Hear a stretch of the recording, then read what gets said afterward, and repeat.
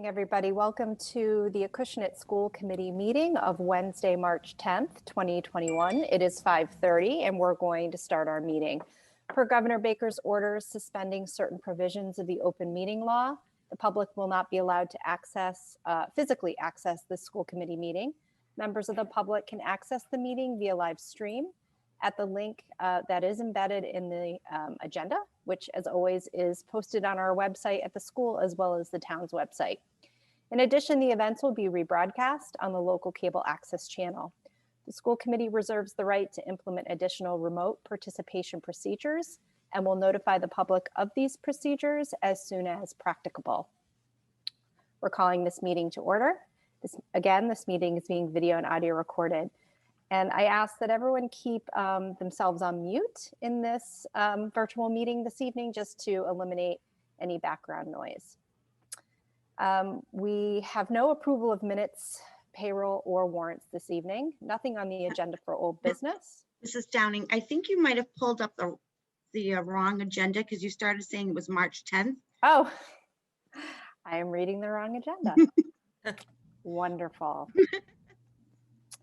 Okay. It is April 6th. It is April 6th. All right. Let me get the right agenda. That's funny. That's in my shared drive. Okay.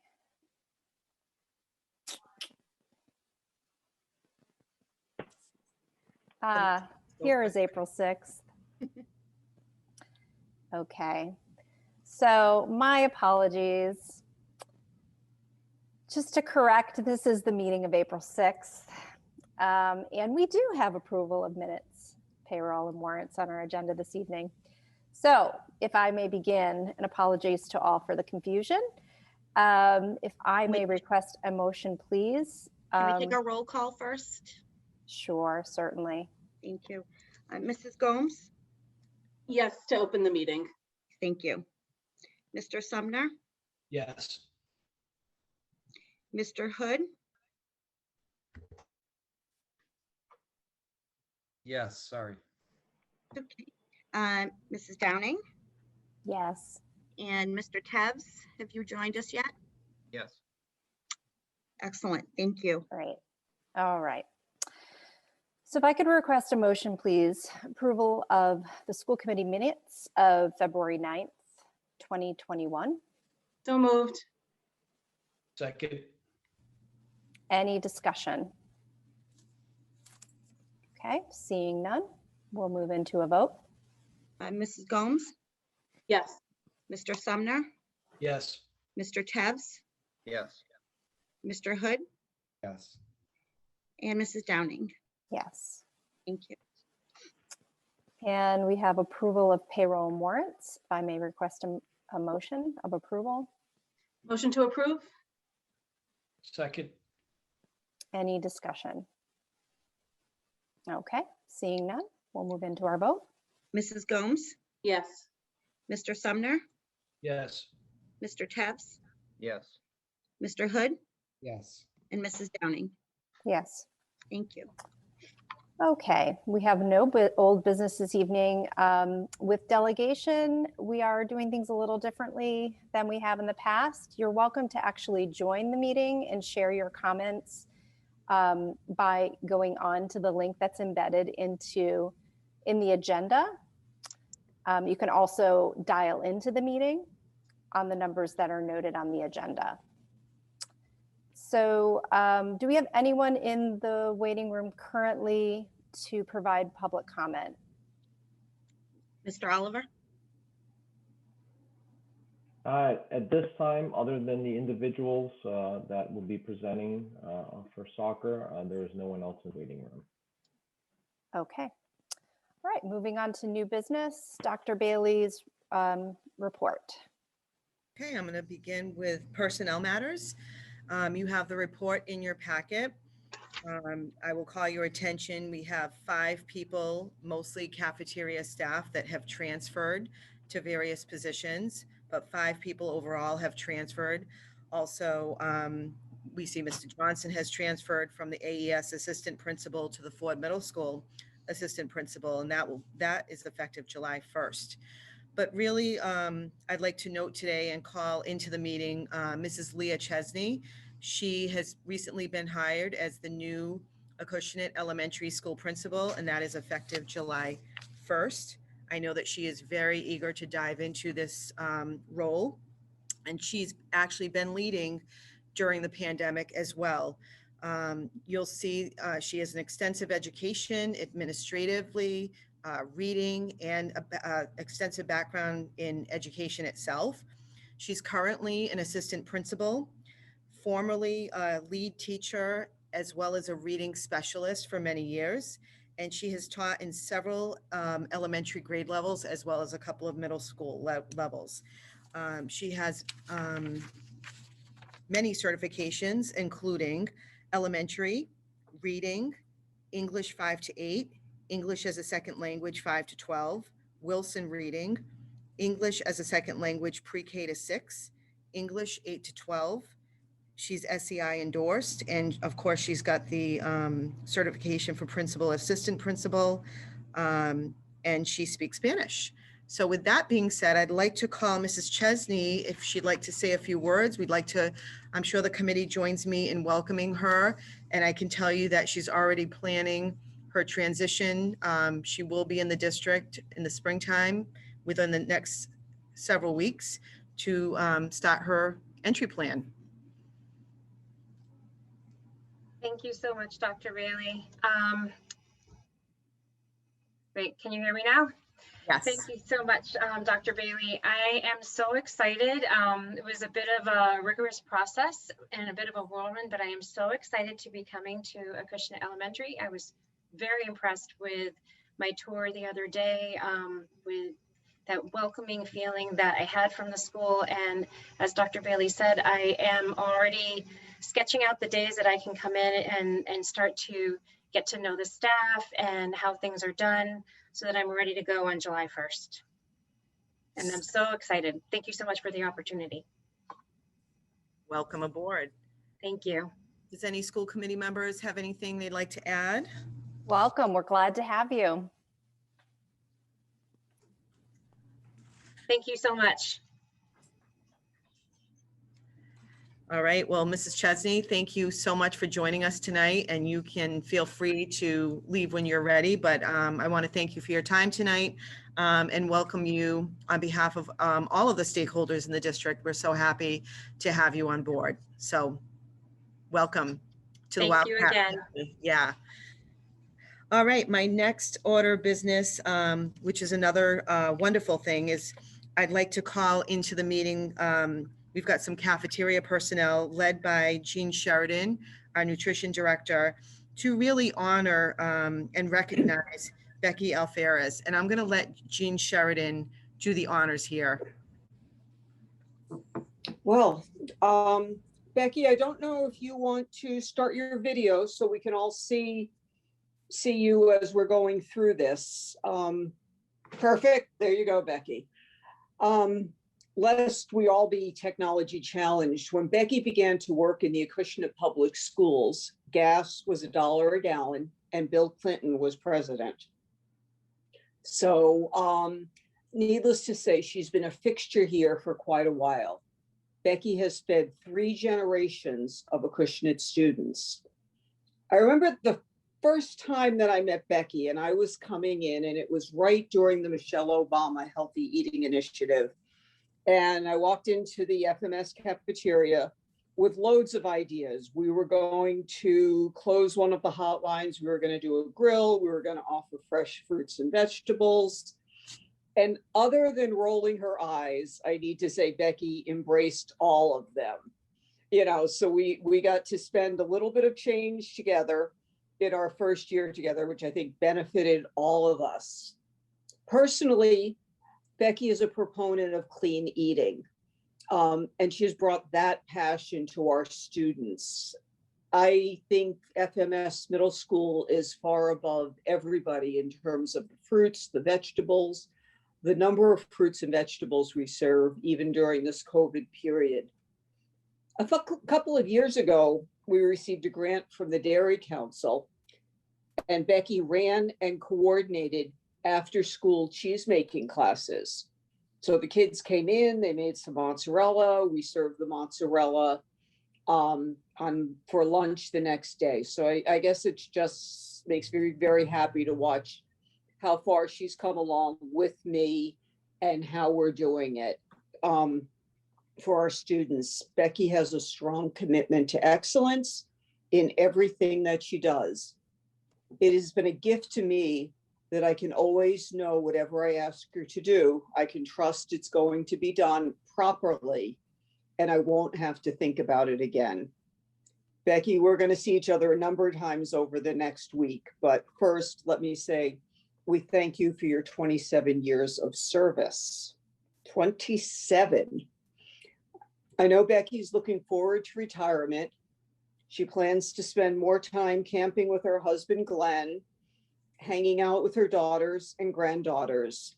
We are all excited to wish Becky well as she starts checking off the next items on her retirement bucket list. So Becky, you know, I appreciate you. Thank you for all you've done with us.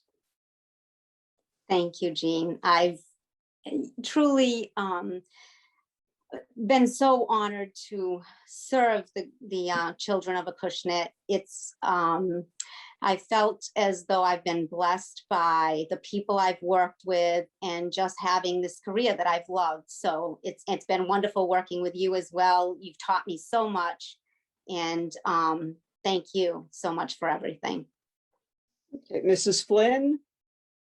Well, Becky, happy retirement. Congratulations. Thank you. You'll certainly be missed here. You know, Jean said it all. Really, there's not much more I can say other than, you know, what she said. You've always been a steady presence. There were some times when we were without a school nutrition director that, you know, I really counted on you and Shelley, and you both were just so helpful and knowledgeable. You were always looking to improve the cafeteria and the lunch experience for the students, whether it be the beautiful presentation of fruits and vegetables. As Jean said, I always like to see the colorful trays of everything. It was always so enticing. Or just to, you know, improve their experience in the caf and improve their eating habits as well. So you'll definitely be missed. You know, I appreciated all your support when we were without a school nutrition director, and you were a true leader, and you continue to be a true leader for the Ford Middle School cafeteria. So, you know, like Jean said, I'm sure that we will continue to see you, and I'm so happy that you're going to be able to spend more time with your children and grandchildren and your husband and camping and just enjoying life, because you deserve it after all these years of service. So with that, Becky, we would like for you to, you know, normally we would present a gift to you live, but I understand you have it with you. So we would like you to open it up. I do.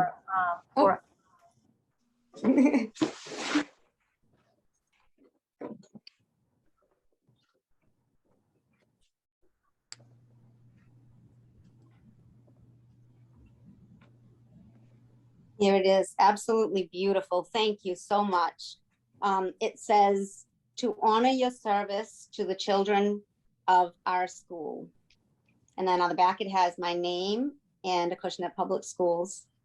So thank you so much. I will cherish this.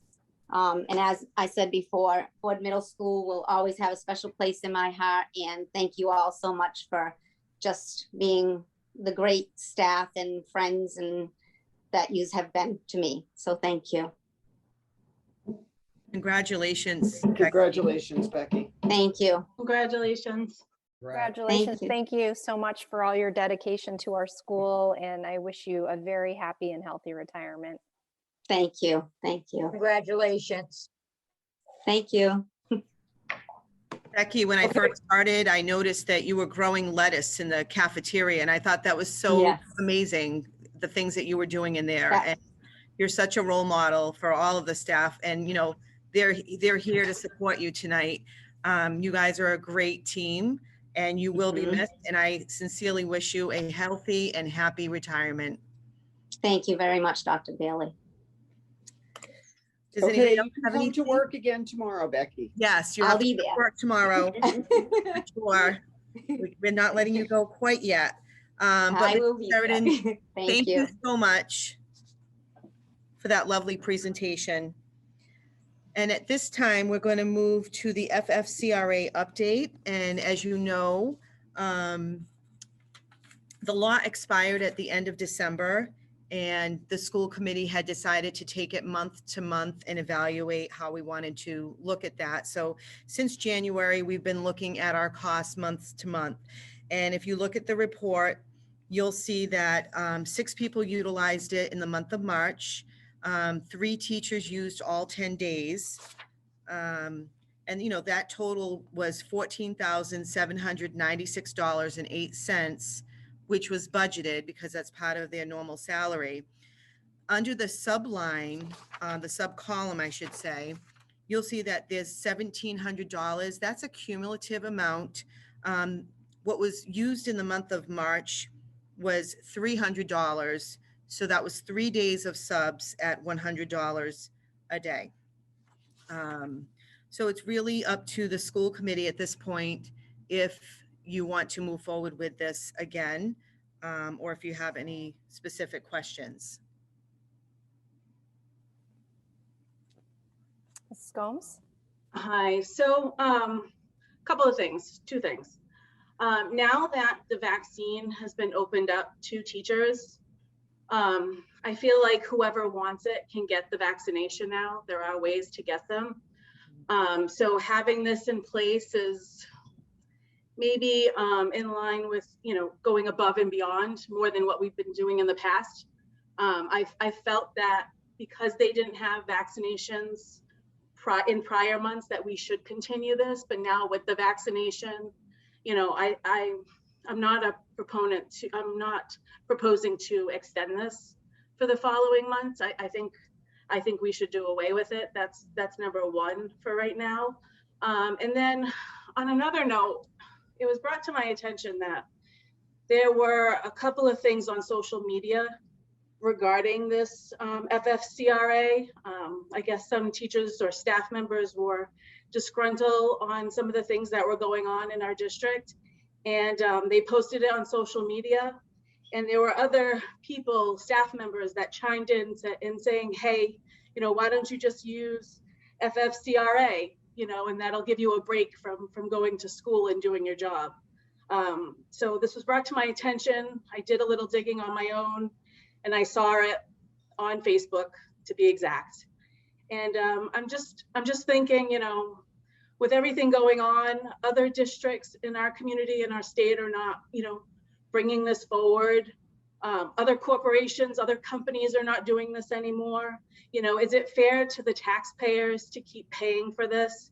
You know, even if there are some, you know, teachers that do truly need it, you know, they can always get the vaccine. And I'm just afraid that what we're doing, if we continue this, people are going to start taking advantage.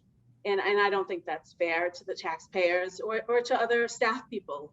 So again, I'm just bringing this to the committee's attention. I think you should know about it regarding my feelings about the vaccination, as well as what I saw on social media, because that was really a big deal to me. And, you know, just think about that when we come to this vote, if we should continue it, if it's fair to our community. So that's all I'll say. Thank you, Mrs. Gomes, for sharing that. Any other comments, questions? Hey, just want to make sure I heard it correctly and what I read is accurate. So Dr. Bailey, 1,700 is the cumulative total, right? Since we put the benefit in place, and then For subs. For subs. For subs. Mm-hmm. And so is that essentially the incremental cost of it's cost us $1,700 thus far, $300 in the month of March is what I heard, right? Correct. And then, you know, you have people who have taken time off without being charged sick time. Yep. Because this FFCRA has been a benefit to them for any COVID related issues, whether it's for themselves or whether it's for childcare.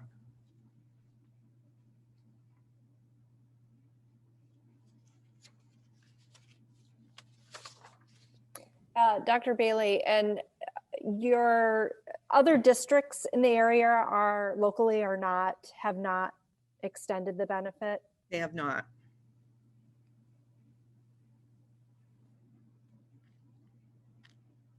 Like I said, Jen, you know, other districts in our areas, even outside of our areas, are not extending this. Businesses, other, you know, people in our community that have jobs, they don't have this benefit anymore either. I think we've done our stuff very well by continuing it up until this point. Again, this is just my personal opinion. But again, you know, we don't want anybody taking advantage of it as well. And again, you know, seeing that on social media just really, really disappointed me. And I think that, you know, I think that, you know, with that being said, and other districts not doing it as well, in my opinion, you know, I really don't think we should continue this. It's just, it's not fair to everyone else, in other companies as well, you know, that they don't have it, but our staff does, you know. Yeah, I mean, clearly what you're sharing is concerning. Any other comments or questions about extending the benefit? Yeah, I mean, I guess the only comment I make is it is disturbing and alarming to hear that folks make those kinds of, well, that they would consider it, and not only consider it, but then put it on social media to boot, right? So that is frustrating. At the same time, I'm just trying to rationalize in my head that, hey, this was a small benefit we were providing our teachers that, at least thus far, does not seem to have been abused, just given, you know, essentially what it's cost us. But, and, you know, I hate to take something away from folks because maybe a few folks are not respecting or don't respect the benefit, right? And are considering taking advantage. But I mean, that's just my comment, right? I'm just trying to wrap my head around it. I think I understand other districts might not be doing it. I thought it was something good that we were doing for our folks, but I know that we have to consider given the circumstances. So.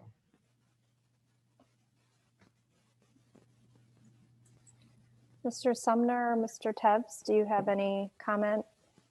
Nope. Okay. Then what you need from us this evening, Dr. Bailey, is a vote to extend another month, right? Because we agreed that we would review every month and then extend. Correct. By month, correct? Correct. So we will be taking a vote to either extend or not. So I'd like to request a motion, please, to extend the FFCRA benefit for another month. So moved.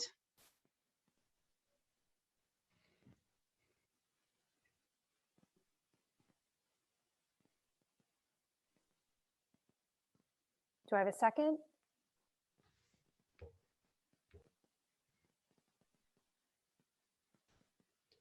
No second on the motion? I believe we have to have a second to vote. We do, to take it to vote. Because then we have to table it, correct? If there's no second. Just a heads up. Mrs. Benavides, can you advise on that? I don't know the answer to that. I don't know if you know, Dr. Bailey. I, as far as I knew, you did need a second to bring it to a vote. Mm-hmm. Or what I'm wondering, is there another motion? Right, A different- motion to, Or motion not to extend the benefit? I could try that. So if I could request a motion, please, not to extend the FFCRA benefit for another month. Yep, second. Who's the Okay, first? I'm sorry, who's the first? Craig, and then second by Ms. Gomes. Any further discussion? Okay, seeing none, we'll move into our vote. Okay, Mrs. Gomes, Yes. Mr. Sumner, yes. Mr. Tebs, Abstain? okay, Mr. Hood, Yes. and Mrs. Downing. Yes. Thank you. So the motion passes to not extend it at this time. So That thank is you. correct. All right, so moving on to my next item on the agenda, I'd like to invite in representatives from AYSA. They would like to present, and I'm not sure who's in the waiting room, so I'm going to let them introduce themselves. But they would like to present on phase 2 and the timeline for when phase 2 of the soccer fields, what that's going to look like. So if we could have, I'm not sure if they're in the meeting yet. Yes, I just let them in. They should be coming up. Okay. Gentlemen, if you could unmute your video.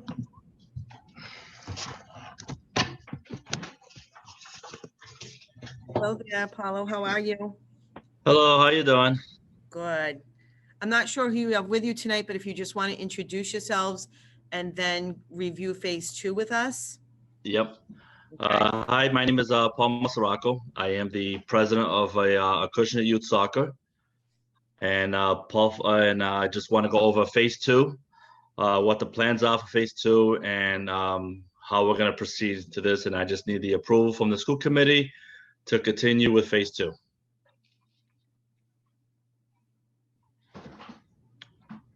Is that good? Not sure. Is Mr. Fonseca going to speak? Yeah, I guess I can. Good afternoon, it's Paul Fonseca, Vice President of AYSA. I'm also here, I guess I'm here for moral support for the president today. Okay. If there's any other questions, I'll just mute myself. And if there's any questions, maybe I can help Paul out with like that. We're not both speaking and get everything confused. Okay. Let me just, all right. All right, so are we ready, Paulo? Yeah. All right. So now that phase 1 is complete, it's done. So now we want to go on to phase 2, and we would like to start phase 2 in the summer once the kids are out of school. That way there will be no interruptions and stuff like that with kids and activities, no noise. That way they can do the project during the summer.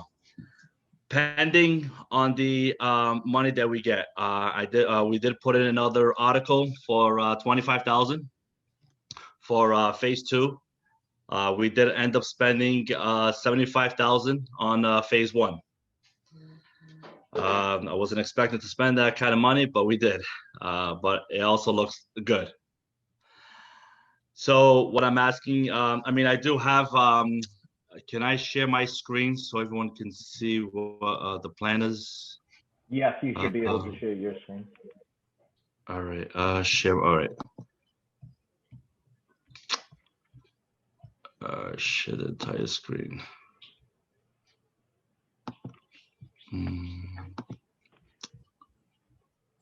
All right, let me see. All right, can everyone see that? No. Not yet. No, not yet. All right, let's see what's going on here.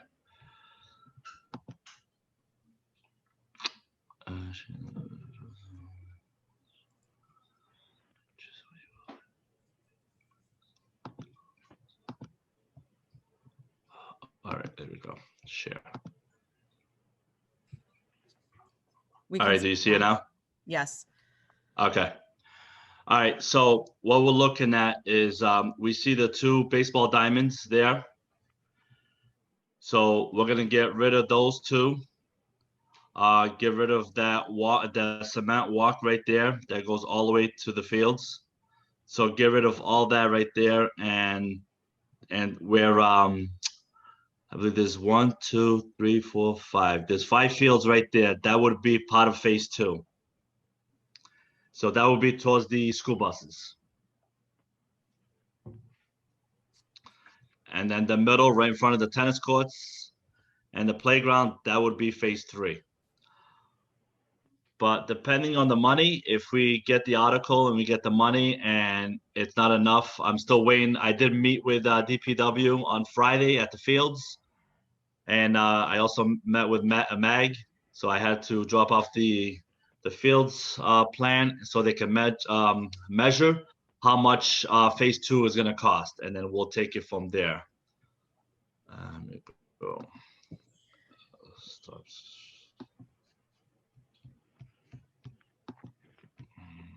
Cancel. I have a question. Yep.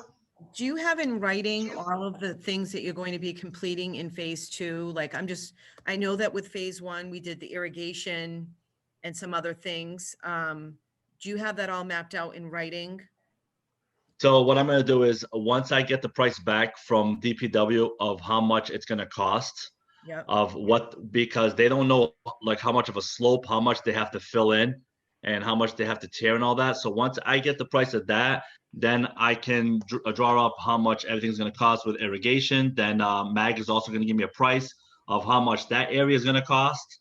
Once I have that, then I can send all those plans in. So if I understand this correctly, phase 2 fields will be just like phase 1. The way you Correct. did 1, phase 2 will be the same idea. Yep. Okay. Yep. And just to clarify for the public, the irrigation is paid through the soccer, correct? Not the school. The school does not pay for the water. Correct. It's going to be tied into that same water meter or however it is. Yes. Yep. So the way Mag did is that he already did the lines. So it ends right in the corner of the playground. So when we're going to phase 2, everything will tie right into that already. So that's why it kind of cost more phase 1, because he had to run the pipes already and get it ready for phase 2.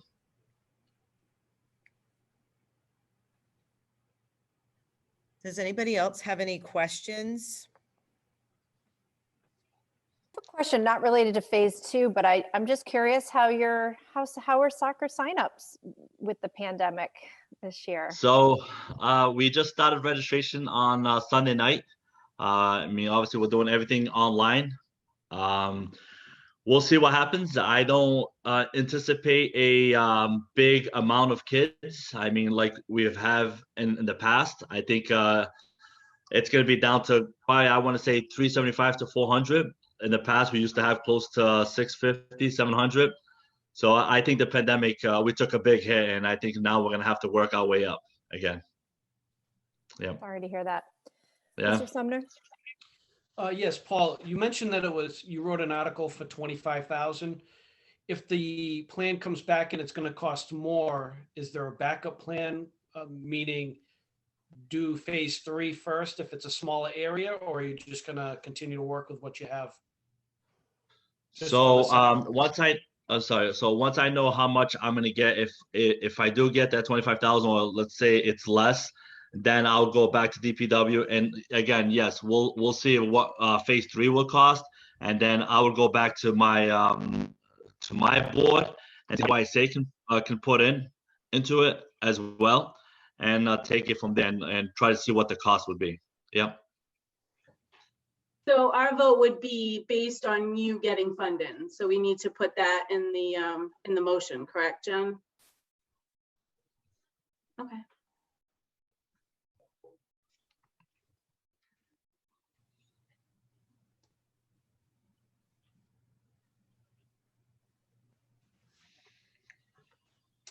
Paul, Yep. are you running fencing as well along that phase 2 section? The hope is, yes, we would like to put a fence all the way until the tennis courts, yes, to block that whole area, yes. That's the goal. Hopefully we can get the funds for it and stuff like that, because that's a lot of fence. And once we have things completed, then we can sit back with the school committee and we can discuss how we want to do the fence if we get the funds. Where we want to start and which direction we want to go with the fence, stuff like that, because just that little piece of fence there for phase 1, AYSA, we pay for that, and that cost us $9,000 just for that piece. Fencing is very expensive. Does anybody Yes. else have any comments or questions about the Phase 2 project? Because I would be looking for a vote if the committee is comfortable voting on this at this time. Any questions? Okay. Then what I would like to do is request a motion, please, to approve Phase 2 of the AYSA fields pending funding is received. So moved. Second. Second. All right. Any further discussion? I just want to add one thing, and maybe Mrs. Flynn could help me out on this. The Old Colony students are working on a project with our facilities director and Mrs. Flynn in terms of building a shed for the new lawnmower that's going to be stored on campus. That lawnmower is going to be cutting the new fields. So Mrs. Flynn, I don't know if you just want to mention that, because I'm not sure we've really talked too much in depth, but I know the plans are in motion at this point in time. Yes, so we are working with Old Colony to build a shed for the lawnmower that the golf course has given to us. So that way it'll be easier for the golf course employees to get to the lawnmower. Right now it's stored at the DPW. I don't have a date when construction is going to start. It's in the early phases.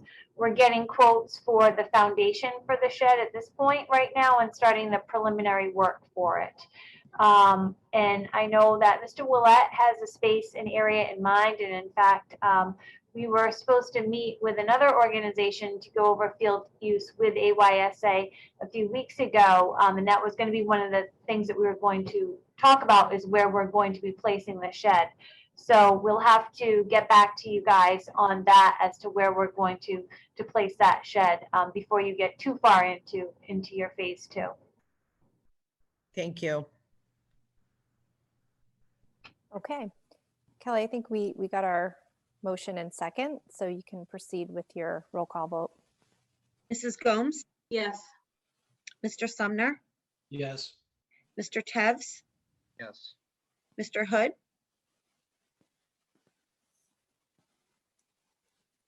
Didn't hear you, Mr. Hood. Mr. Hood, Yes. and Mrs. Downing. Yes. Thank you.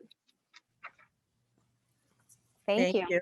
I'd like to thank you both for joining us tonight and taking the time out of your schedules. As you know, we're very supportive of this project. So we want to support you in any way we can. But thank you for all of your work with this. And I'm sure that we're going to be in touch as time goes on. Yep. Yep. Sounds good. All right. Thank you. so Thank you much. very much. All right. Thank you. Thank you. Yep. So next up, in my report tonight, I always think it's a wonderful thing to highlight our students, but we really wanted to talk about the arts. So I'd like to have Chris Daniels and Brian Shambrin join us for this portion of the agenda. But even during a pandemic, we were able to keep the arts alive. Beth Dupree, I want to recognize her as well. She was not able to make tonight's meeting, but we have her presentation part of this. And I want to say to Chris and Brian and Beth and all of our specialists, they were extremely flexible this year during the pandemic. We've had to repurpose folks, as you know, to become, different teachers. They had different roles and jobs. And, I will say that they did it in a very positive way, whatever was best for our students. So their jobs did look different, but what you will see tonight is, our students definitely got the best quality that they could, right? So I'm going to leave that up to Mrs. Daniels to really introduce to us what you're going to be viewing tonight. But the arts are very important to our school community. And I just want to thank you both up front for everything that you've done this year. So thank you.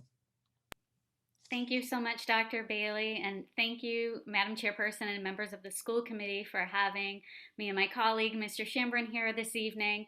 And again, thanks to Mrs. Dupree, who's just a fabulous teacher, and she has gone ahead and prepared a presentation since she's a little under the weather tonight, but thanks to our amazing tech team and all of the technology training we've had, we have the tools to use our technology to make videos and all these kinds of things that have made this possible.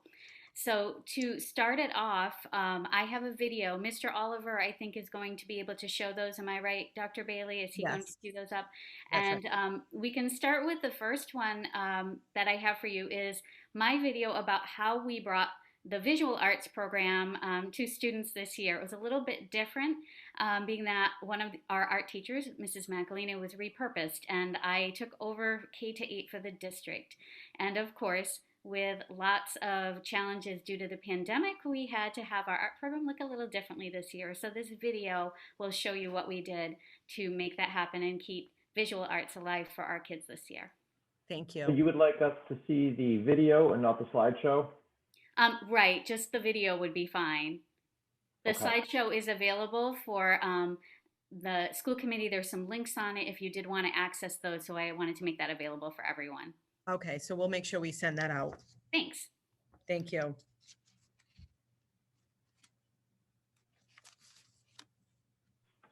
Just bear with me here.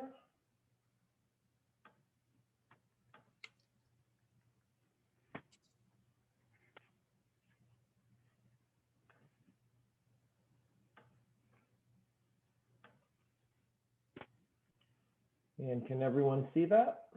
Yes. Okay, here we go. This presentation is about the Acushnet Public Schools Art Enrichment Program in the 2020-21 school year. First, arts education is important for all students. Visual arts education and all arts education support cognitive growth, growth mindset, social emotional well-being, development of fine motor and observational skills, and understanding of the diversity of the world and its people. Art education has a lasting impact on schools as well. Schools with art programs have lower disciplinary and dropout rates, and students demonstrate higher social skills, civic engagement, compassion, and empathy. Arts education also has a lasting impact on our communities. The arts enhance quality of life, build community, support the local economy, and provide more than 5.1 million arts and culture-related jobs in the U.S. So knowing how important the arts are, it was a challenge this year to reconstruct the K-8 art program to provide a quality visual arts education in the hybrid model while adhering to COVID-19 guidelines with only one art teacher for the district.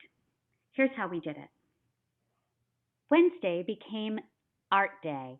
Asynchronous learning for grades K-8 were offered through self-paced lessons available throughout the week for flexibility through Google Classroom. Students could find standards-based learning guides, video instruction, lesson supports, and more posted every 2 weeks in their Google Classrooms for all grade levels. These high-quality lessons were designed specifically for our students. Students received individualized feedback for their participation and their work submitted through Google Classroom.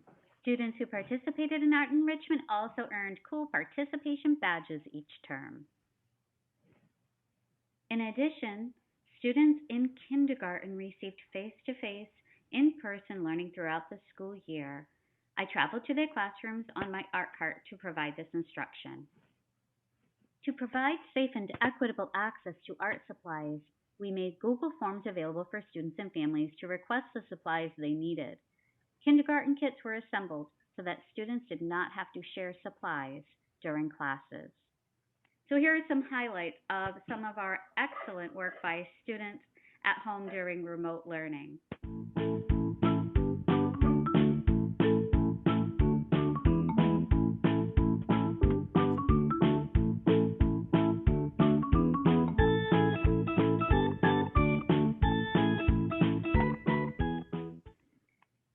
In addition to art projects at home, we did some community service projects, including making cards for the Acushnet Council on Aging clients during the holidays and for St. Luke's Hospital healthcare workers in February as part of a district-wide spirit activity.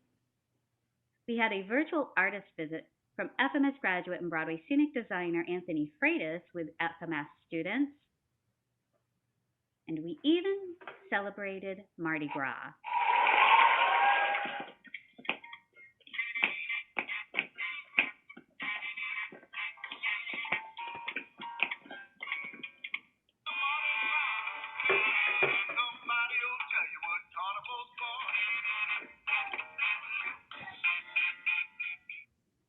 If you'd like to see more student work, please visit our online student art gallery. These virtual exhibits feature work from all grade levels, and there is a link on the district webpage as well as my teacher webpage. Going forward, I plan to continue remote learning lessons offered at AES. I'll be doing my in-person kindergarten through the rest of the year, and I will be adding some push-in classes at FMS as well. We will continue to observe COVID-19 recommendations for use of art supplies, and I'm happily anticipating a return to a full-time art educator in each building for next school year. I can tell you firsthand why it's so important that we offer art education to students this year and every year in Acushnet Public Schools.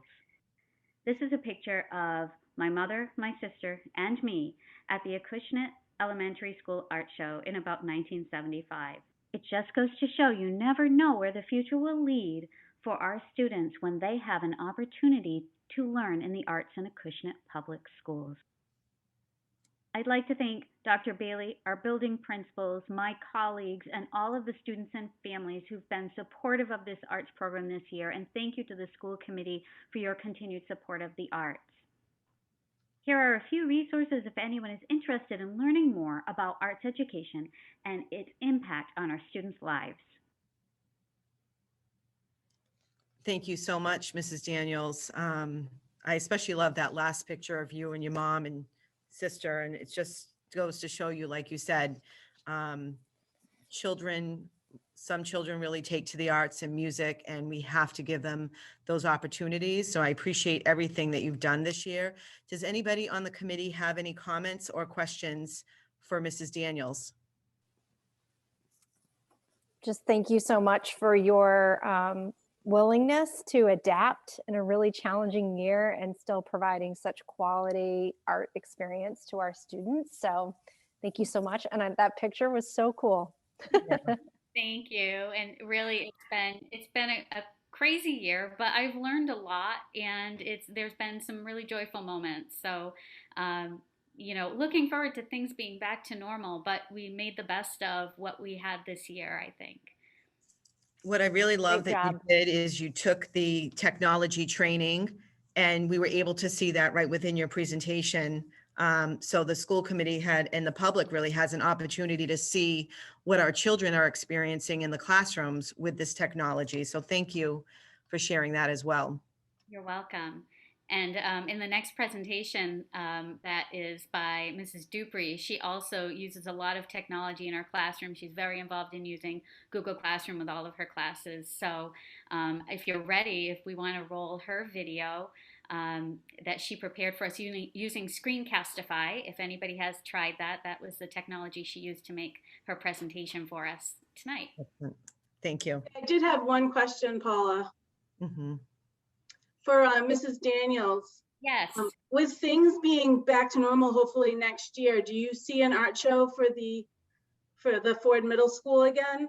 I'd like to do some type of show. I'm not sure if it will be the same as we've done it in the past, but you know, it would be nice to have.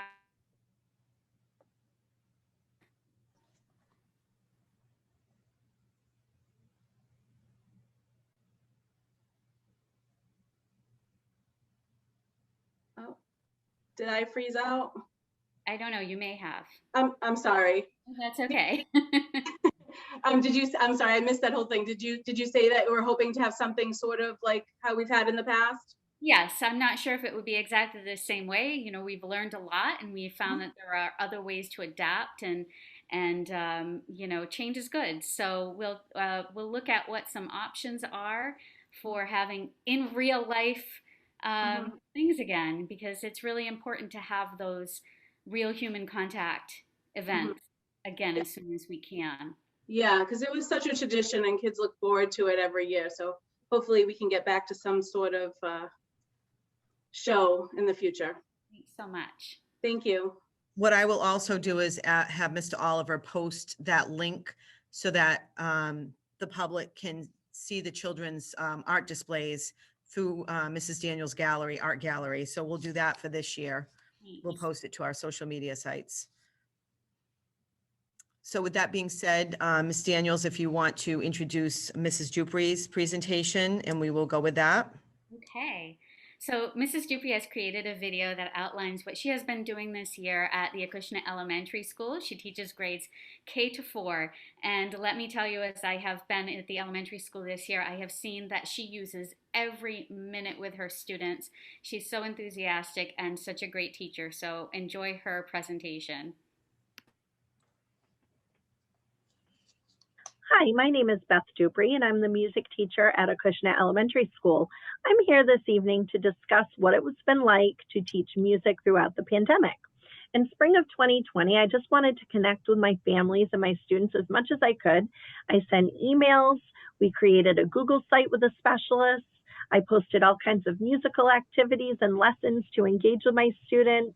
I joined in on Zoom lessons. I helped out the classroom teachers in their Zooms and checked in with the kids. I, along with a specialist, hosted weekly Zoom lunch meetings with the students and attended all kinds of end of the year events. During the summer, I connected with a local artist named Tuesday DeRoches to paint the 4 walls of the music room. Well, she ended a little bit early and she donated her time and created these 2 murals, which are in the cafeteria and right outside the cafeteria. Here's what it looks like now as you enter the music room with this beautiful mural, Welcome to Music. I cannot wait for my students to see this. Here's the side wall, absolutely adorable. And the other side wall, which is my favorite, love that. Here's the back wall as you leave the music room. I can't wait for the students to see this. I haven't been in my music room this year, but I'm sure they'll be excited to see this when they do come back in again. Over the summer, I was also lucky enough to attend some summer professional development with a couple of leading music educators in the country, Artie Almeida and Denise Gagne. I got so many great ideas for them that gave me a jump start to my school year. Denise Gagne also created the online music curriculum resource called Music Play Online. I've been pulling resources from that all year. The kids have been exploring it, and it has been a blast. What a great resource. I created music kits for all of my students. So that was 450 music kits that I ordered and assembled for all of my students, grades kindergarten through 4th grade. In each music kit, there's a set of rhythm sticks, pool noodle scrapers, egg shaker, jingle stick, pop tube, scarf, tennis ball, flashlight, Play-Doh, cup, plates, popsicle sticks, and pipe cleaners. The kids have loved these music kits, and they can't wait to see, every time I come into their room, they can't wait to see what it is that we're going to use and pull out of our music kits. In September, I made a choice board so the kids could make their own instruments for when they were at home. And in December, I created a Nutcracker slideshow with the help of Miss Daniels, Mrs. Downey, and Miss Cote. The students really wanted to show off their Nutcracker collection, so this was something that I shared with the school community. We are partnering again with the New Bedford Symphony Orchestra in Terry Walkowitz.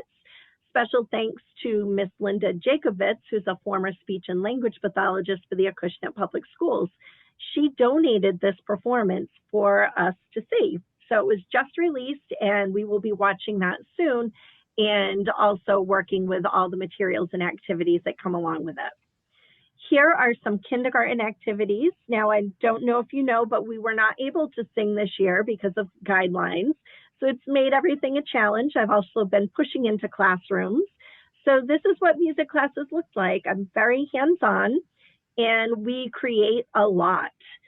So here are some other activities. This is 1st grade, doing cup rhythms and compositions. Yes, that's a spider, but it is not real. We were doing a tarantella. Here are some 2nd grade activities here, even going outside for Peter and the Wolf to act that out. We have some Nutcracker activities with flashlights. That was a lot of fun. We have 3rd grade here working on form and conducting, and 4th grade took it even further.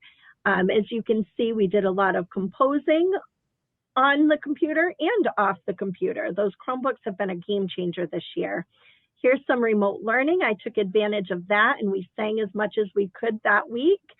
And I just want to reiterate how music has been key to improving mental health during the pandemic. In closing, I'd like to say that in regards to social and emotional learning, more than ever, our students have needed the arts throughout this pandemic. The arts have kept our students connected socially while providing them with an outlet to express their emotions and creativity.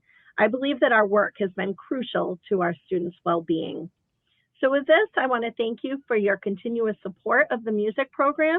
Thank you so much for your time this evening, and have a wonderful night. Thank you.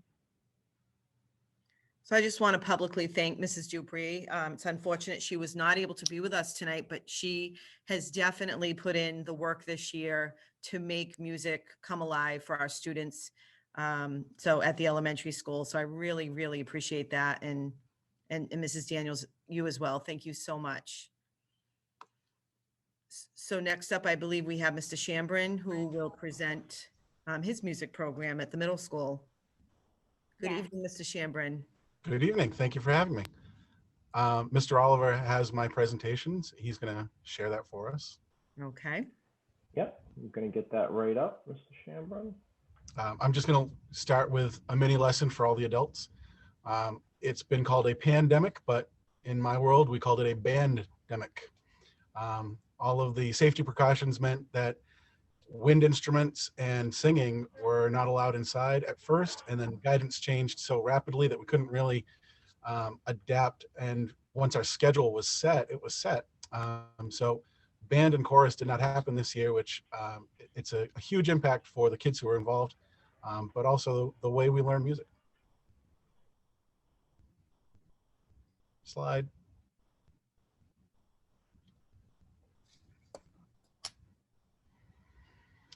The numbers are on the screen. We did have a growing band program. When I first started, we had about 50 students enrolled in band. And as of 2019, the end of 2019, we had over 150. The chorus program is only 3 grades, and that's over 100 students.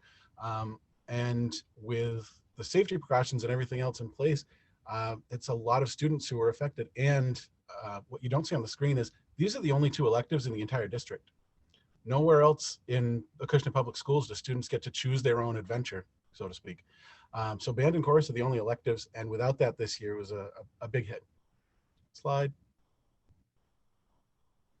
So how do we modify what we do? We used a lot of body percussion. Students learned a lot of drum patterns, traditional ham bone patterns. We used the yoga balls in the buckets. You've probably seen that viral YouTube video of the senior citizen.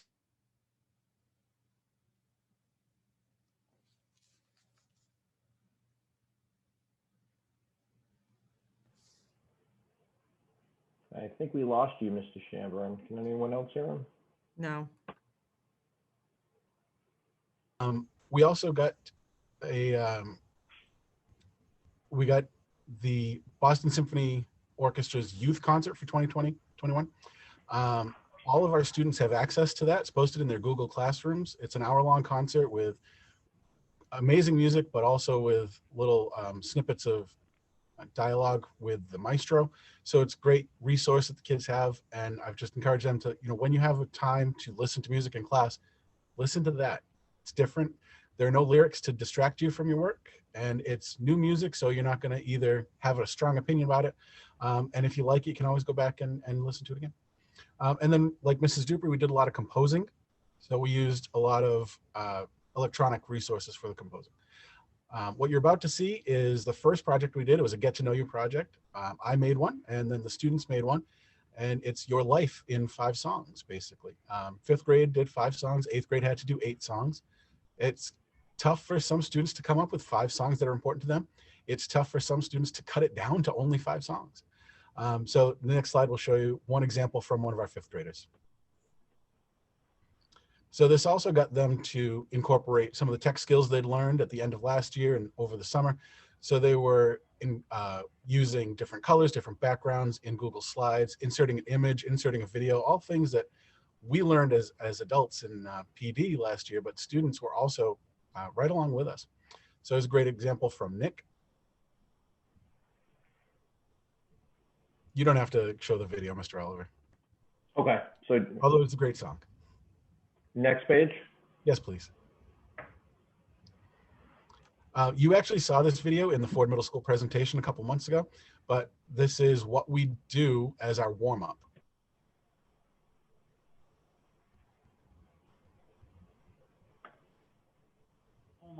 Let's review the ham bone. So the ham bone is brush past your leg, brush up past your leg, slap your leg, and then just lift. Okay? Brush, brush, slap. Some people are getting real comfortable in their speeding up. We're going to switch hands. 4, 3, 2, switch hands.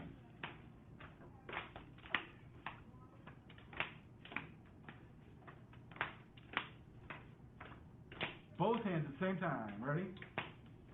4, 3, 2, both hands.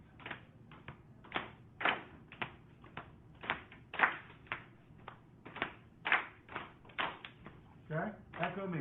Do day do, do day do. Do do day do do day. Do day do day do day do.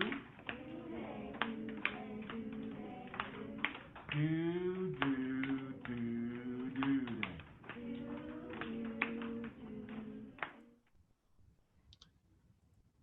So I know it looks like I'm insane and we're just babbling gibberish, but those syllables are rhythmic syllables that have been established for years and years. Mrs. Dupree at the elementary school uses ta and tt. At the middle school, we use do and do day. You see the ham bone establishes beat competency and helps the students internalize the pulse. When I was in grad school, one of my professors said, what do we want kids to do? I want them to be able to, and I internally,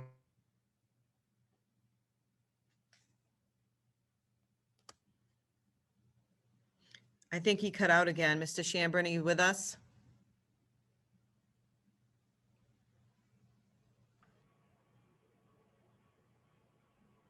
I'm going to Kinda stop take the a screen. Oh, are you back with us, Mr. Shambron?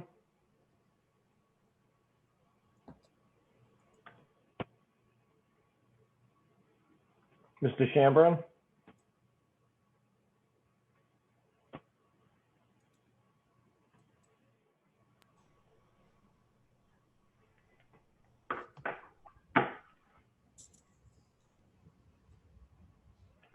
Looks like he is frozen in place. Awesome. So I would like to thank him, and if he does pop back on, I'll certainly give him the opportunity. Oh, there he is. Hi, Mr. Shambrin. Hello again. You're back. So was Would that you like the- me to Oh, go ahead. I'm Mr. sorry, Oliver. Dr. Bailey. No, that's okay. Mr. Shambron, we ended up stopping the screen share because of you were having technical difficulties. Okay. We can try it again if you'd like. Sure. Would you like me to share it on my end? Would that be easier? I don't think so. We'll go right back here. So it's a layer of beat competency, making sure that all the students can maintain a steady beat, but also then adding rhythm skills and rhythm syllables. And it seems silly at first, but it really does internalize the understanding of rhythms. And it's something that we build off of for the rest of their careers in music. Next slide, please.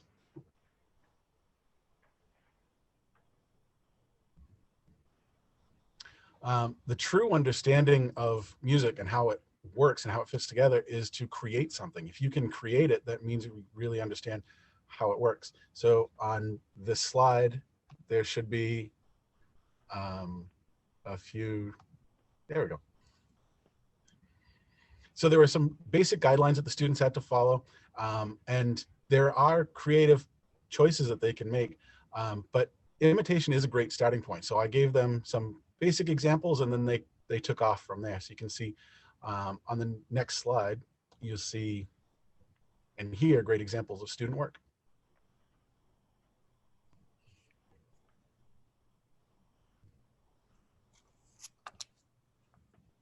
The bottom, Mr. Oliver, the student sample.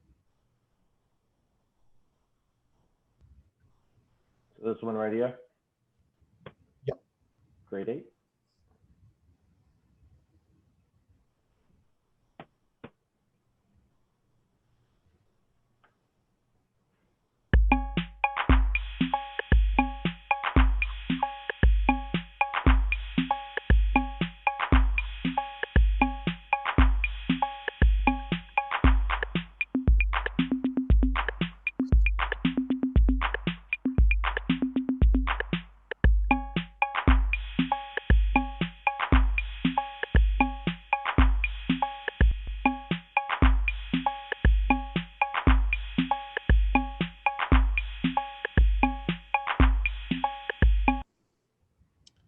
So you can groove to that.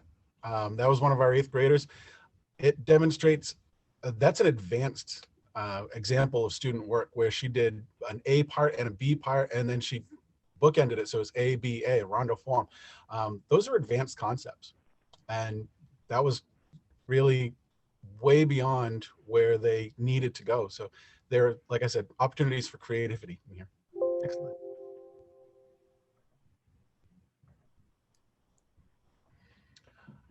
Then once we have a basic understanding of rhythm and beat and function, then we can go on and make actual songs. So this is one of our 8th graders, Randy.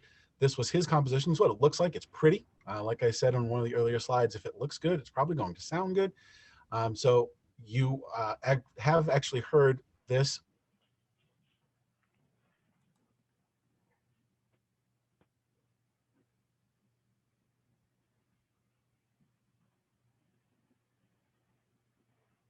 Can anyone else hear him?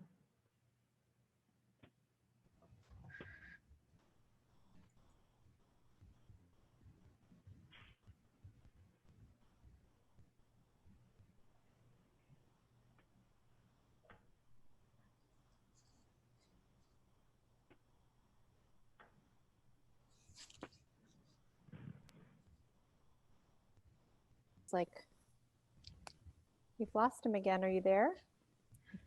Oh. I'm here. I didn't go away. Promise. Oh. So did you get to hear Randy's song? Okay. No, we didn't hear it, unfortunately. Well, then we can, I can email it to you and you can hear. It's really cool, and it really does look the way it sounds. It's a great little function. It's a Google friendly app. So with all of our Google training, that was one of that we kind of snuck in. The next slide shows bucket drumming, the yoga balls, bucket drumming, drums alive. Mr. Cabral, Roger Cabral was in the other day, and he got to see the students at work, and he was very jealous that he didn't get to do it. So if you're around, I know Mrs. Flynn has seen the students at work. If you're around, you want to come in and drum with us, please feel free. And then the last slide is a request. Oh, we can watch the videos. The last slide is a request. There is a pledge, the Arts Are Education pledge. There's a boiled down version of it on the screen. If the school committee sees fit, then we are asking you to visit that page and sign your names that you will support in a post-COVID, knock on wood, post-COVID era, that you will support the same amount of art and music that we had pre-COVID.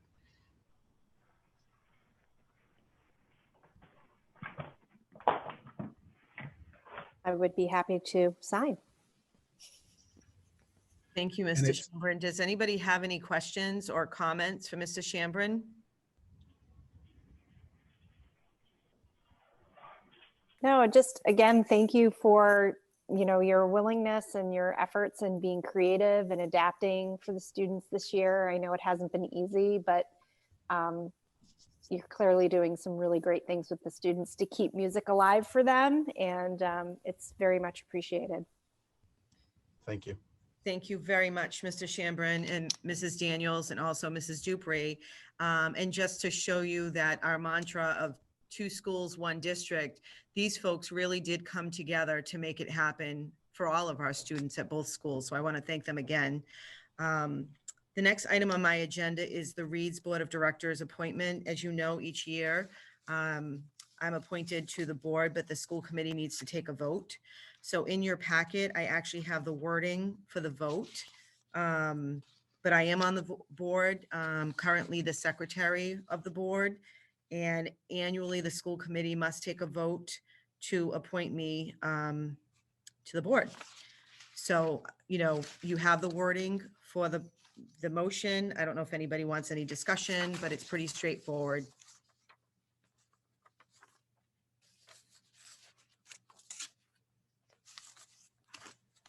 I am accessing all my materials electronically through the files tonight, and I'm trying to locate that wording. So I do need a moment. Yep, it's on page 2. On the reads. On the reads, right. On the reads PDF. Okay, just sorry. I do need one moment. Yep, it's under superintendent's report.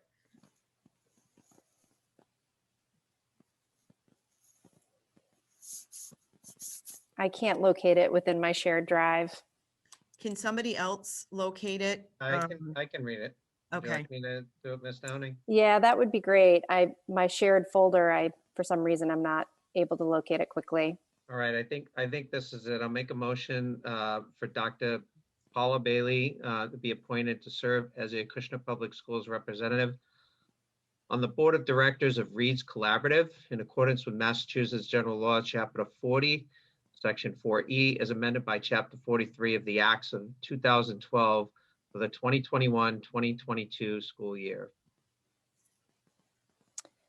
Thank you, Mr. Tebs. If I may request a motion, please. Motion to accept?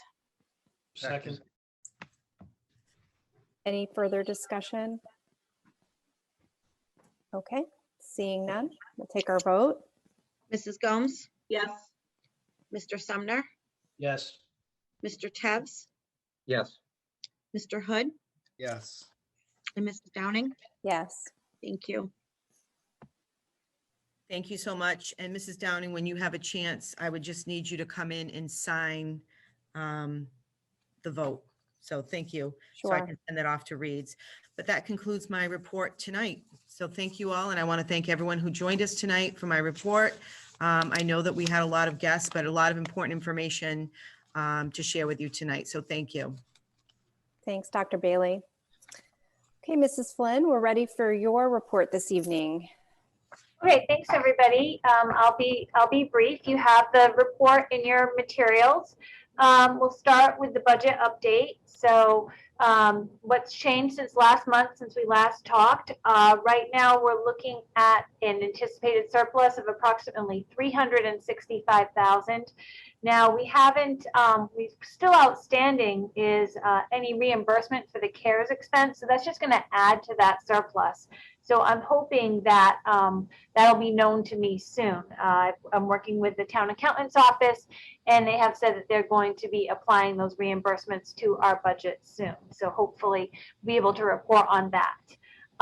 So what's changed since last we met? The salary changes. What I did is I combined the salary deficits due to COVID with the overall salary surplus. So we have one line item on your report now.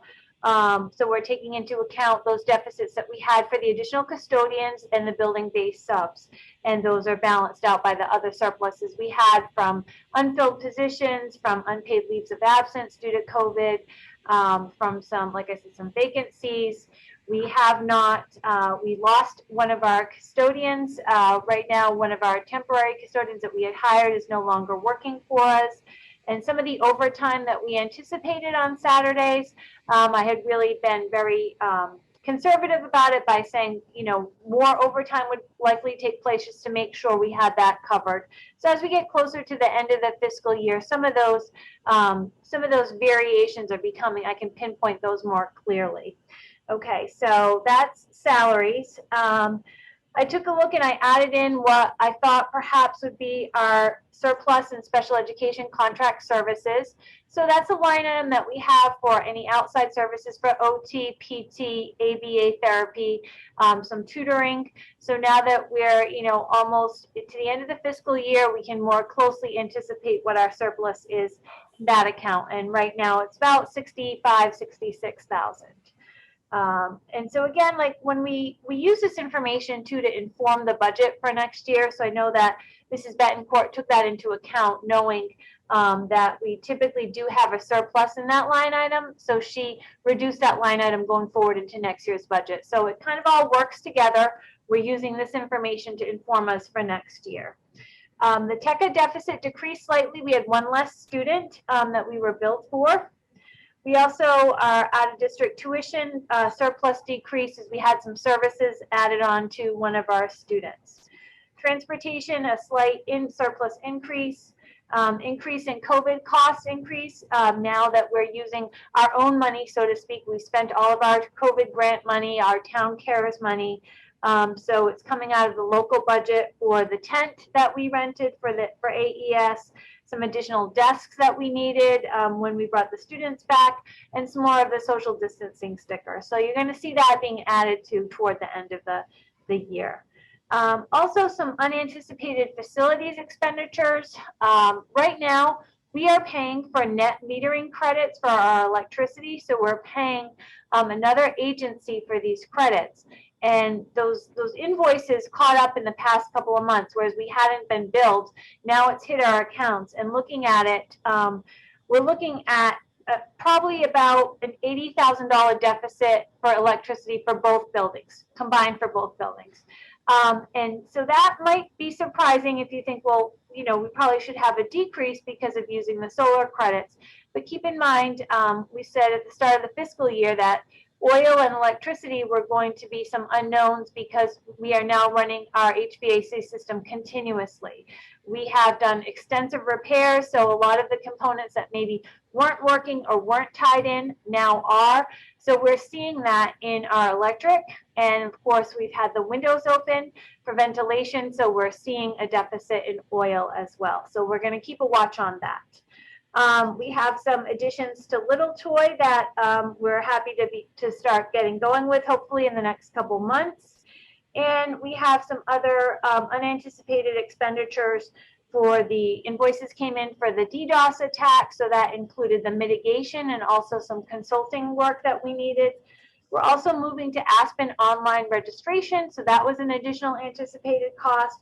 And we have some facilities, some office improvements also.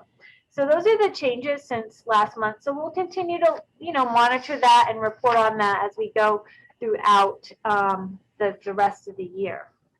I've also included just an update on what we spent in our COVID-19 expenditures and our funding. So as you can see, all of our ESSER grant, the CVRF grant, the CVPF grant, and the town cares money has all been fully expended to just under 760,000. So we have spent all those funds. Right now we're moving to our ESSER2 grant, which is about 305,000. So I know we're going to be meeting to determine how that's going to be allocated for next fiscal year. I also included some grant balance updates. We've talked a little bit about the grants in previous meetings, so this is just here for your reference so we can see, you know, how we're doing with those grants. So that is it for the budget, grants, and any COVID expenditures. Does anybody have any questions on that?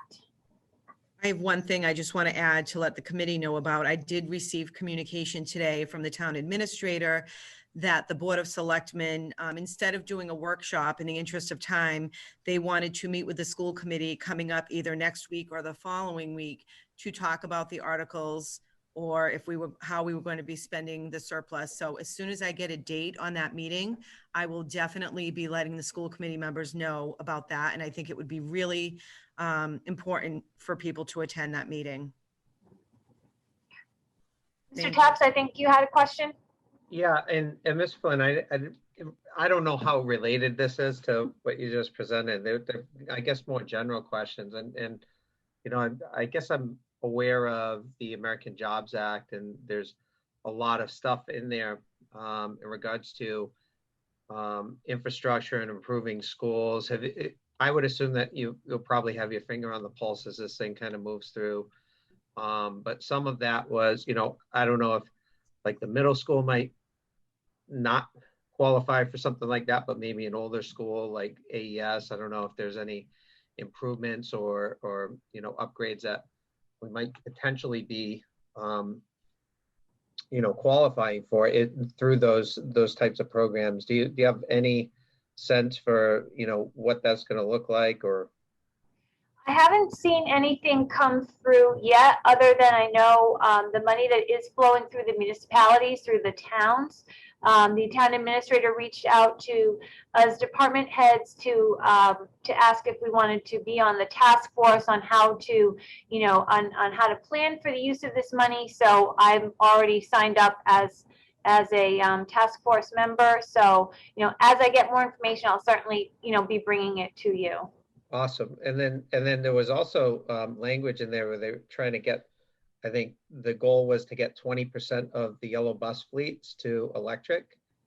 I'm just curious how that would, we would be impacted by that. We just had a new bus contract. Right. I don't know how we would be immediately impacted by that, because we did go out to bid and we requested a certain type of bus, and it wasn't the electric buses. But I would imagine that in years to come, there may be more of a push for school districts, for bus contractors, for schools that either own or contract out to move toward more electric buses. But right now, I don't know how that would immediately impact us. All right, cool. My last question, again, really unrelated. Do you have a sense for what we spend on electricity on an annual basis for the schools? Mm-hmm. Yeah, if you can give me a minute, I can look that up. I guess it doesn't matter. I mean, one of the things that seems like is moving forward in the town is all these solar fields, and I don't necessarily agree with destroying forestry to build solar fields. That's, I think, a net negative for the environment, but it is what it is. The point is, I think that some of the solar fields, I don't know if there's a way for the town to benefit from those and use some of that to reduce costs. Like, how do we, get some of those credits that are being generated on the land to participate in those solar fields and reduce some of the budget. I'm not sure if that's something that's on the table for the town as well. Well, I'm certainly no expert in solar, but I was on a call today because, when we started to receive our invoices for those credits, and I started to see that we were this year spending more money. Right now, we're tracking about, from this point in time last year to this point in time this year, about $30,000 more.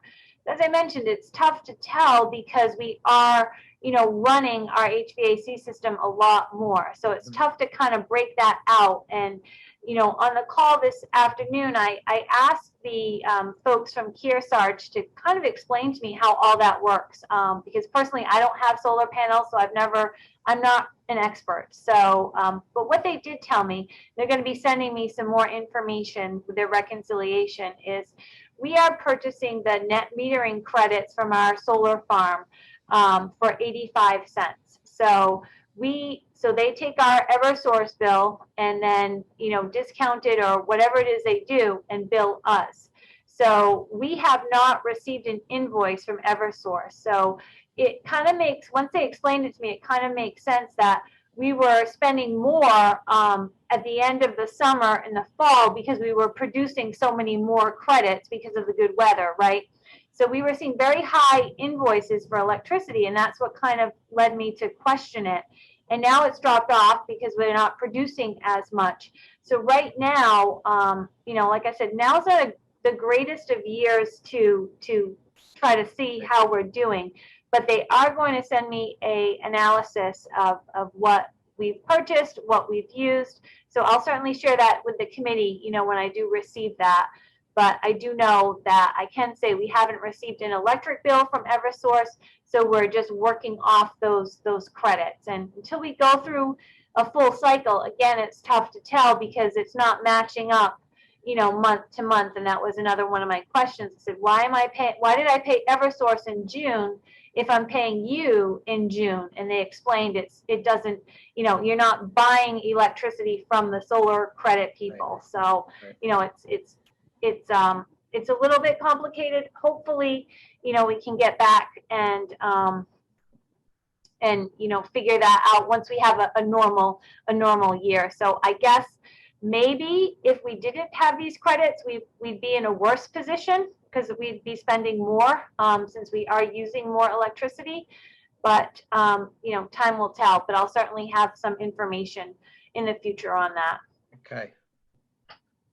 And yeah, I guess I was just curious if we were going to have some sort of special, you know, access to some of the solar farms that are going up in Acushnet. We got to keep Dr. Bailey's lights on. They keep going off. Yeah, I know, right? I know. Well, if you ever come by here during the day, if the sun is shining, my lights are out. So I'm doing my part to conserve electricity around here, working in the dark. So thank you. You're welcome. If that's it for the budget, I'll quickly go over some facilities projects that we have going on, and finally transportation. So Mr. Willett and his staff are very busy with a lot of different projects they're doing right now. You know, we've had a lot of additional legwork for a lot of the COVID type stuff that we've had to purchase, including the tent, you know, researching it, quoting it out, working with the vendors.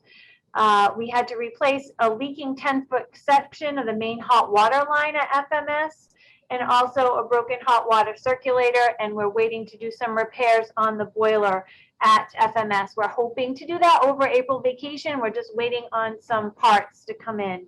Also, Mr. Willett is, we're looking at, we've got a lot of projects on the docket for the summer, for the late spring, pending what town meeting will approve. We need to replace the condensers on top of the roof, so I have a request for quotes out for that. We are also going to replace the gym wall. I have the IFB, the invitation for bid, that's gone out as of today. So the quotes and the bids are due April 22nd. So once we have that, we can select a vendor and a contractor, and then we will just determine how it's going to be paid for and when. So those two projects are going on. We're also doing I had some quotes out for tile work, mostly repairs, smaller areas in classrooms, not so much a whole classroom, but smaller areas, tile repairs, security camera upgrade. Mr. Oliver is working on that. We've also been having some, you know, we've been troubleshooting the fire alarm. We sometimes get a lot of dust in there, so that we're working on that to troubleshoot some of those alarms that are going off. We also have our roof project still ongoing, going to be following up with the architect soon on that.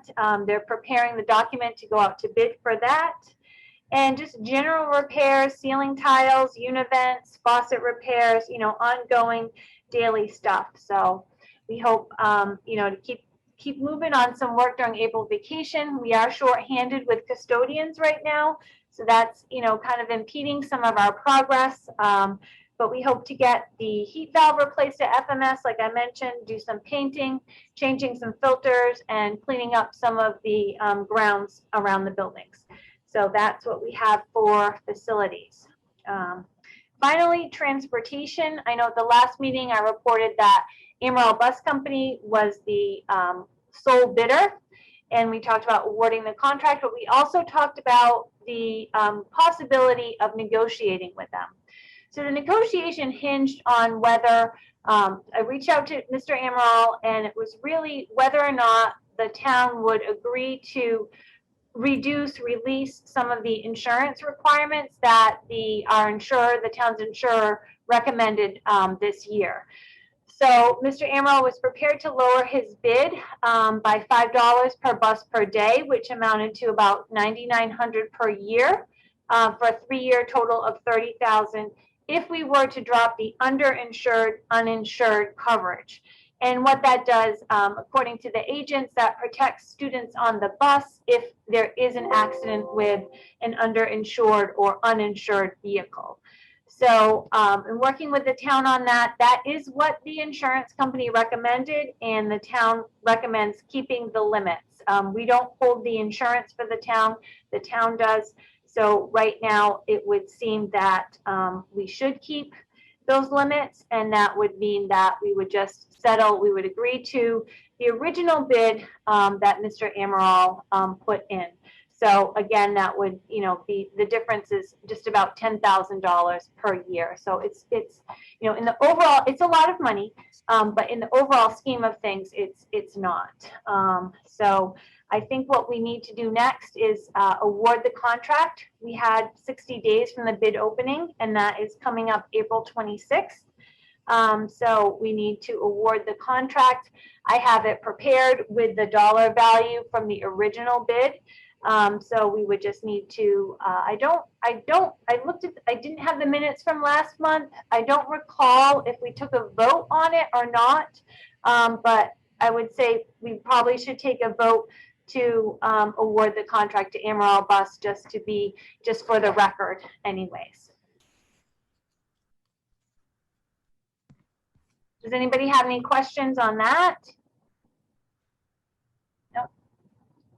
Just to be clear, we're keeping the late bus, correct? This one?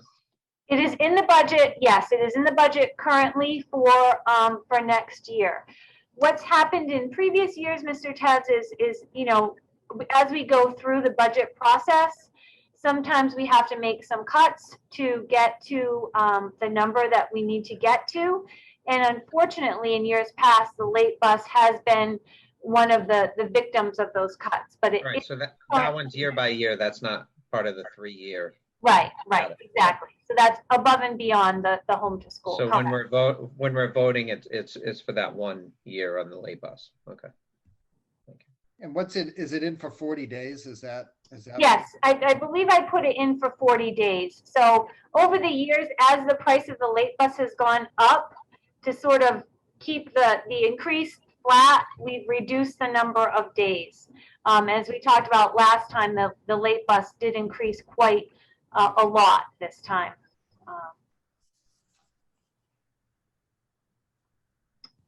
Okay, any other questions for Mrs. Flynn on transportation?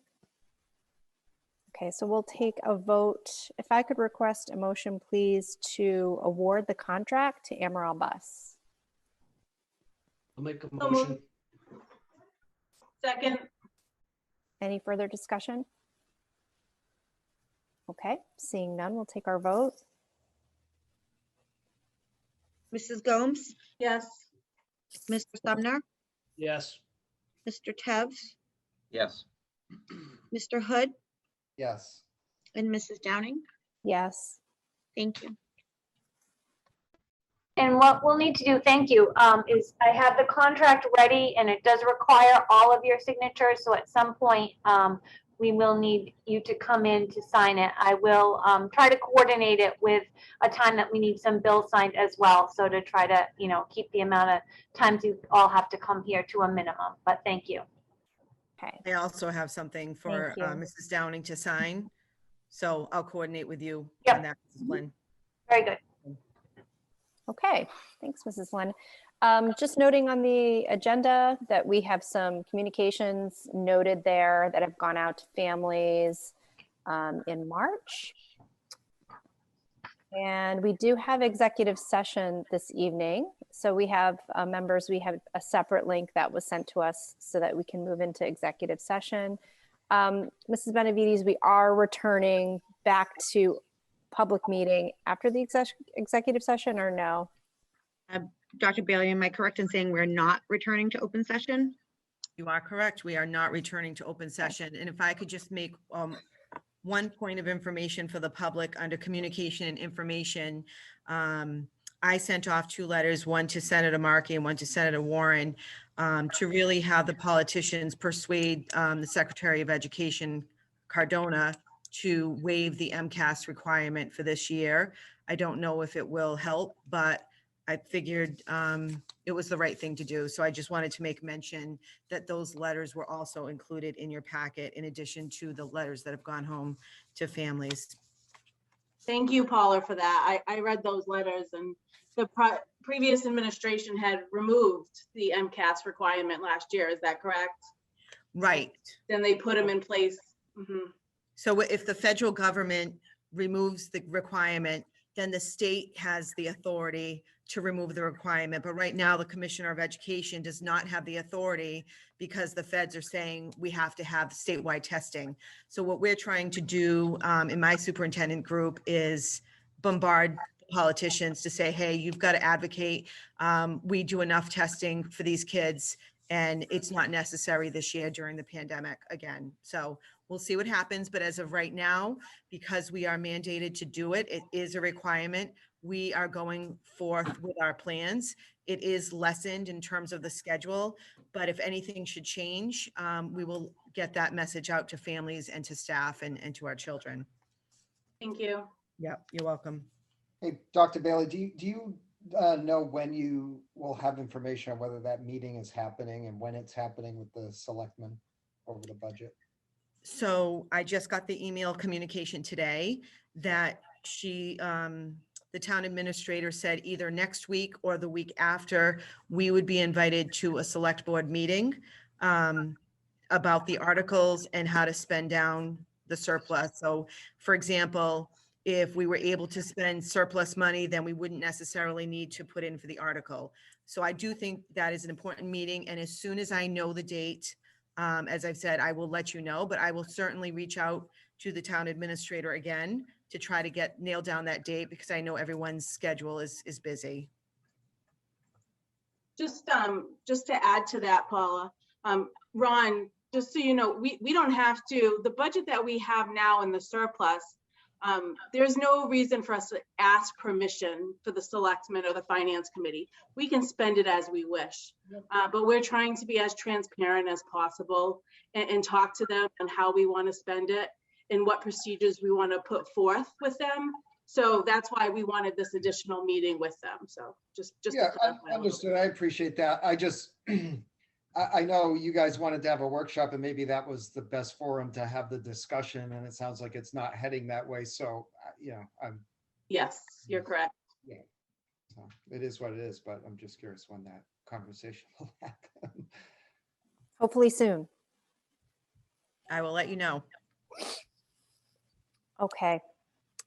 So as I mentioned, we do have executive session to discuss strategy with respect to collective bargaining or litigation if an open meeting may have a detrimental effect on the bargaining or litigating position of the public body and the chair so declares. So if I may request a motion now to adjourn our public open meeting so we can move into executive session. Do I have a Not second? to resume, right? Not to return. So moved. Second. Okay, any further discussion? Okay, we will take our roll call. Mrs. Gomes, Yes. Mr. Sumner, Yes. Mr. Tebs, Yes. Mr. Hood, Yes. and Mrs. Downing. Yes. Thank you. And just mentioning that our next regular school committee meeting will be held remotely on Tuesday, May 4th at 5:30. Thank you.